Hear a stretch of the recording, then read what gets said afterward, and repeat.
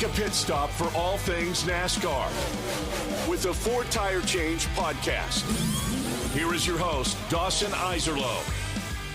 It's ESPN Southwest Louisiana sports station. Dawson Iserlo back with you at the Four Tire Change podcast once again. What a crazy week in the NASCAR Cup Series. The Brickyard 400, Indianapolis Motor Speedway, one of the most historic racing venues in the entire world. And Bubba Wallace pulls off a somewhat surprising victory to book his ticket to the playoffs. Just a massive win. Let's talk about that. We'll talk about a whole lot more. We'll preview the Iowa race as well. So look, it's Indy. The racing is what it is. You know, I know it's not the most exciting race in the world. I do think it's a little bit frustrating to me when it's like this feeling that, people want the racing to be better and they're complaining about going there. Like, Indianapolis is about the tradition and the pageantry, right? I don't want to fully compare it to Monaco and F1, but like there's some elements of it, right? You go, yeah, we know the racing's not the best here. Well, why do we go? Because it's just historic. It's just got this feeling. It's about the stuff around the racetrack. And unlike Monaco, what I do enjoy about the Cup Series racing there at Indy is that there's a lot of strategy. There's fuel mileage involved. Now, I don't love all the fuel mileage savings and things of that nature, but there's different strategies. There's, track position. There's real, things going into this racetrack, and this race strategy. So I don't have a massive problem with it. I think it's okay to have a race once a year there, and I think we should have a race once a year there, especially considering it's a crown jewel and everything that goes with it. As for the actual, battles on track, like Bubba qualifies well, and so he's going to be a factor. He's up and around the top 5 all day long, making moves there. There was that stretch where all of a sudden Joey Logano looks like he's going to be the race winner when he gets all the track position. But lo and behold, Bubba gets out there, and it looks like he's going to run away with this thing late. I know Larson and Hamlin were looming, and there's some discussion about whether Larson was closing the gap or not with 6 laps to go. I don't think he was going to get to Bubba. I really don't.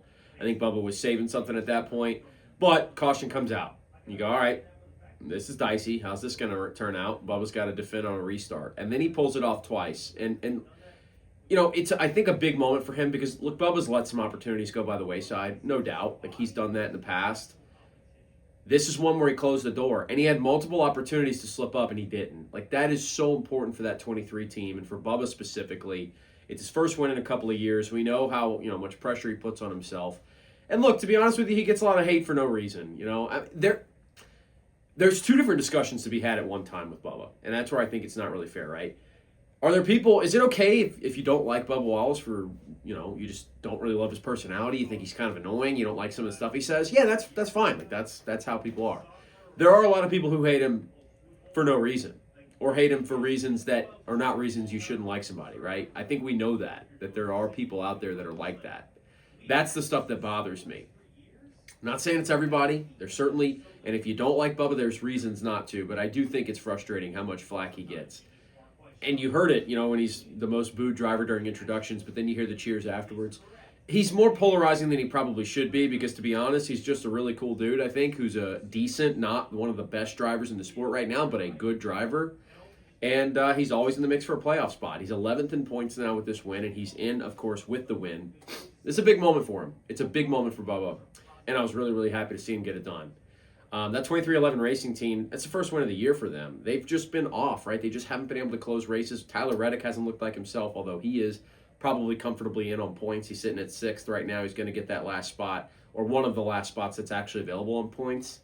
But a really, really big win for the 23 team. And, hey, they're going playoff racing, and we know there's going to be some drivers in the playoffs where expectations are pretty mixed, right? SVG, Josh Berry, Bubba's got an opportunity here, especially if they continue to run well. So we'll revisit that later on. But for now, a massive win for Bubba and his team. The playoff bubble has shrunk yet again. And that's the topic here of conversation. Ryan Preece is now 42 points below the cut line because, again, that cut's been chopped up by another slot.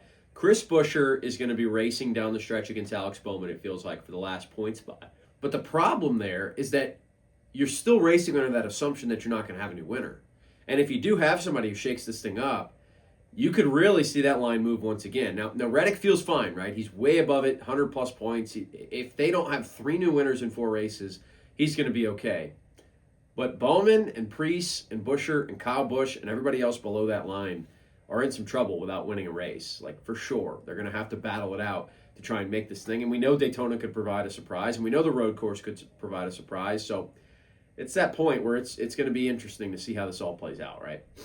We're going to Iowa this week, and I don't know what to really expect there. You've had a run like the Toyotas dominated at the Brickyard. I don't know if that means they're going to dominate everywhere. Penske's in a rut right now. They had a stretch there. Blaney was out front. Looked like maybe they'd have something Logano then, and he has the issues. So I don't know if it's more of just bad luck or not, but Penske's got to figure some things out. We know Hendrick was having a stretch before this where they were pretty dominant, so not thinking they're going to go away by any stretch. Iowa's got very limited history, right, because the Cup Series only been going there for a short amount of time.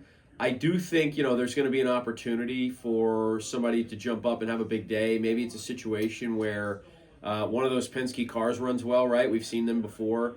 I'm excited. I will be over at Richmond in a couple of weeks, and so maybe, whatever happens at Iowa is maybe something you can draw on and bring back to Richmond with you in the past. But either way, I'm going to ultimately pick a guy in Ryan Blaney who I just think is kind of in search of another win, in search of some momentum moving forward. But I think there's a wide list of cars that could get this thing done. I don't exactly have a good read on how this race is going to go on Sunday. So Iowa should be fascinating. We'll have to wait and see what happens.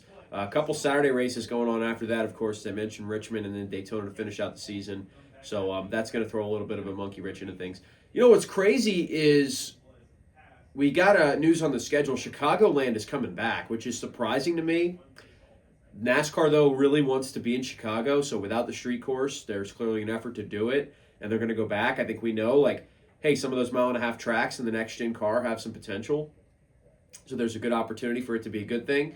I don't know. It'll be fun. It'll be fun to go back to Chicagoland for the first time in a handful of years, and they'll do that next year. That was announced as part of the schedule. So Iowa coming up, playoff race heating up, playoff points aplenty everywhere to go around. It should be another fascinating week in the NASCAR Cup Series. That'll do it for Four Tire Change. Dawson Iserloh signing out until next week. We'll be back to recap Iowa. It's ESPN Southwest Louisiana Sports Station.